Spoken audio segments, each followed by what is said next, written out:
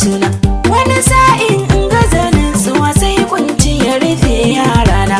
Kin gaba daɗi asilar rike a ce masoya na su yi damuwa.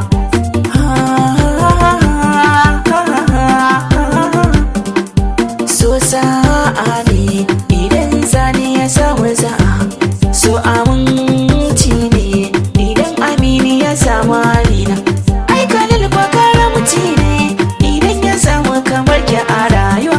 Kin ga komai da mahaɗinsa, daure in zama abokin rayuwa. Abokin rayuwa, abokin rayuwa. Na zauna bani da lafiya cikin gidawa ya san me nake ciki. So kama da abin da yake dawa ba zai ga zabun kai maka farmaki. Wanda duk zai ce haƙuri ne maganin sauto baya ciki. Ni a kaina zan yi hukunci duk da hakan na yi kan tafasar ruwa. La la la la la la la la la la la rayuwa. Wata ran in ganni cikin fushi in rasa menene ya saka ni ne. Ga wadata Allah ya ba gidan zama na tsakiyar birni.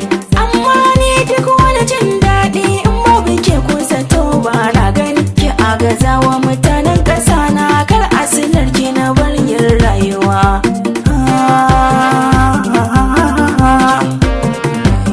Mace ko ta gifta gane dai kallo nake fuskar ki nake gani.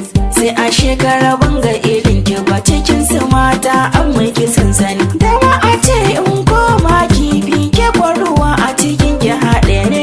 Ya zamo ranar rabuwar mai da ke a ranar na gama rayuwa.